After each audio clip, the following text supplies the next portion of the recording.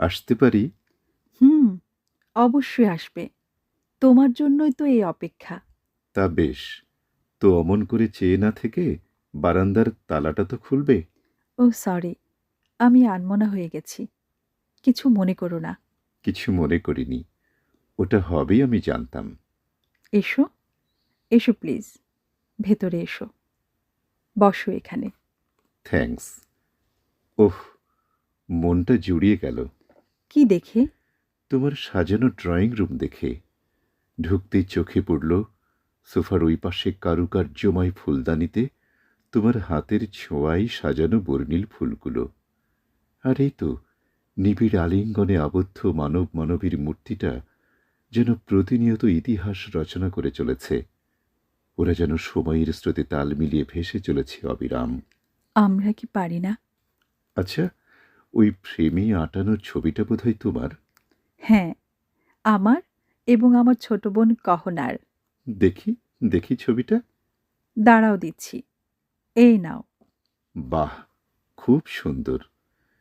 এই ছবিতে তুমি যেভাবে শাড়িটা পরেছ, তোমার মধ্যে কোনো সংকোচবোধ কাজ করেনি? কেন? সংকোচ কেন? না মানে, এভাবে শাড়ি পরে ক্যামেরার সামনে। এই, তুমি সেকেলে নাকি? তাহলে তোমার মতো বন্ধুর আমার দরকার নেই। ওহ, দুঃখিত। আমি ভুলে গেছি। তুমি অতি আধুনিক একজন মেয়ে। দেখো, আমি গোঁড়ামি একদম অপছন্দ করি। ভালো কথা। শোনো, আমি শুধু জানি সুন্দরকে গ্রহণ করতে, এবং আমি অসীম সৌন্দর্য পিয়াসী। সত্যিই তুমি সৌন্দর্য পিয়াসী? আমাকে মিথ্যে বলতে শুনেছ কখনো? তা অবশ্য শুনিনি। এই শোনো, আজ তোমার সঙ্গে শুধুই কথা বলবো, কথা শুনবো তোমার মুখে। কারণ এই প্রথম তোমার সঙ্গে একান্তে কথা বলার সুযোগটা আমি হেলায় হারাতে চাই না। তোমার কথা শুনে খুব ভালো লাগলো। হুম, ভালো লাগার তো এমন কিছু ঘটেনি এখনো। সে যাক, বলো, তোমায় আমি কি দিতে পারি? কিছু তো চাইনি আমি। চাওনি তা ঠিক, তবে কেন আজ আমার ডাকে সাড়া দিলে তা তোমাকে বলতেই হবে। আমিও যদি তোমায় উল্টো প্রশ্ন করি, কেন তুমি আমায় ডাকলে? আগে তুমি বলো। না, তুমি বলো। অরণ্য, এসো আমার সাথে। কোথায়? আহা এসো না, ভেতরের ঘরে। এখানেই তো আছি বেশ। অরণ্য, আচ্ছা চলো। এসো। দেখো, এটা আমার রিডিং রুম। বাহ, কি সুন্দর! কি চমৎকার করে স্কেচে বইগুলো সাজিয়ে রেখেছ। ম্যাক্সিম গোর্কির মা, শেক্সপিয়ার সমগ্র, রবীন্দ্র রচনাবলী, শরৎ রচনা সমগ্র, কবি কাজী নজরুল ইসলামের ইসলামী কবিতা, বাংলাদেশের মুক্তিযুদ্ধের ইতিহাস, আরো কত বই তোমার! আর এদিকটায় দেখো। বাহ, এখানে দেখছি ডেল কার্নেগি, শার্লক হোমস রচনা সমগ্র, ডাক্তার লুৎফর রহমান রচনা সমগ্র, সৈয়দ মুজতবা আলীর পঞ্চতন্ত্র। কি নেই এখানে! আচ্ছা, এগুলো কি তোমার কালেকশন? হ্যাঁ, অবশ্যই। আরও আছে। তবে আমার বাবার ব্যক্তিগত লাইব্রেরি দেখলে তুমি তো পাগল হয়ে যাবে। তাই নাকি? ওনার জমানো বইয়ের সংখ্যা কয়েক হাজার। তার মানে যেমন বাবা তেমনি মেয়ে। তা নয়তো কি! বাবার আদর্শ আমাকে অনুপ্রাণিত করেছে।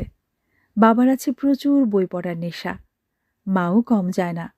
বলতে পারো, সন্তান হিসেবে আমি বাবা মায়ের আদর্শকে অনুসরণ করার চেষ্টা করছি। এটা কিন্তু বেশ। তা তুমি কত ঘন্টা স্টাডি করো? এটার কোনো লিমিটেশন নেই। আমি যখনই সময় পাই তখনই পড়তে বসি। আমার একটাই লক্ষ্য, জ্ঞান অর্জন করতে হবে। আমার বাবার কথা, জ্ঞানের আলোয় পারে একজন মানুষকে সঠিক পথের সন্ধান দিতে। সত্যি, কি বলবো তোমায়। অরণ্য, এদিকে এসো। এটা আমার মাস্টার বেড।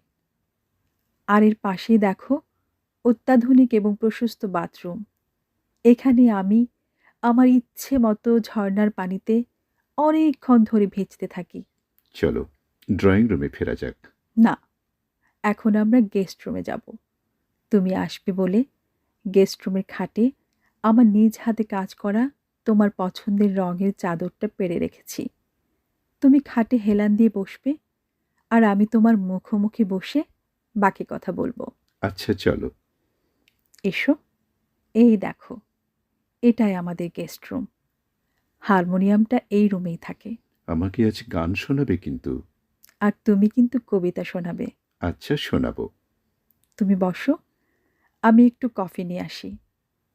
আজ বাসায় কেউ নেই, শুধু তুমি আর আমি। ঠিক আছে, কফি নিয়ে এসো। সেই সাথে তোমাকে আজ আমি একটু অন্যরকম দেখতে চাই। মানে? মানে, আজ তুমি আমার পছন্দের গাঢ় নীল রঙের শাড়ি পরে আমার সামনে এসে দাঁড়াবে। আমি তোমাকে মন ভরে দেখব। সত্যি বলছো? সত্যি।